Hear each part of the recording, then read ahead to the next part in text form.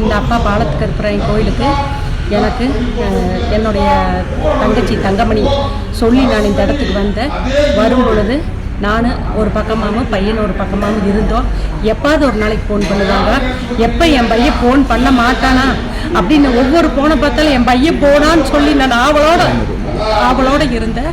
இப்போ பார்க்க போனால் தீபாவளிக்கு முன்னத்த நாள் வந்து அம்மா நீங்கள் அங்கே வாங்கன்னு சொன்னேன். அப்படி என் பையன் அதுக்கப்புறம் நான் இங்கேருந்து அங்கே போனேன். இப்போ குடும்பத்தில் பையன் மருமக பேத்தி நானும் எல்லாமே ஒற்றுமையாக இருக்கிறோம். எல்லாம் நல்லபடியாக இருக்கிறோம். இப்போ இத்தனைக்கு இந்த கோயில் அப்பா கிட்ட நான் வந்து வேண்டி நான் கேட்டேன். நான் சாமி ஏற்கும் பொழுது அப்பா வந்து ஒன்றும் பிரச்சனை இல்லை, கவலைப்படா சாமி, குடும்பத்தோடு நான் ஒன்று சேர்த்து வைக்கிறேன் அப்படின்னு சொல்லி சொன்னார். அதே மாதிரி அப்பா எனக்கு என் குடும்பத்தோடு ஒன்று சேர்த்து வச்சுட்டாரு. அது இந்த அளவுக்கு எனக்கு நல்லபடியாக பண்ணுறது இந்த பாலத்துக்கு இருக்கிற என் அப்பா சாமி தான் இந்த அளவுக்கு பண்ணி நல்லபடியாக பண்ணி கொடுத்து இன்றைக்கி என் பையன் அம்மா வாங்க எப்போ வருவீங்கன்னு சொல்கிற அளவுக்கு என் பையன் நீ வாங்கன்னு சொல்லி கூப்பிட்றாப்படி அந்த அளவுக்கு நல்லபடியாக இருக்கிறோம். இன்றைக்கி என் ஃபேமிலிக்குள்ளே நான் நல்லா இருக்கிறேன். இது நாள் வரைக்கும் என் குலதெய்வத்தை பற்றியே என் பையன் தெரிஞ்சுக்காமல் இருந்தான்.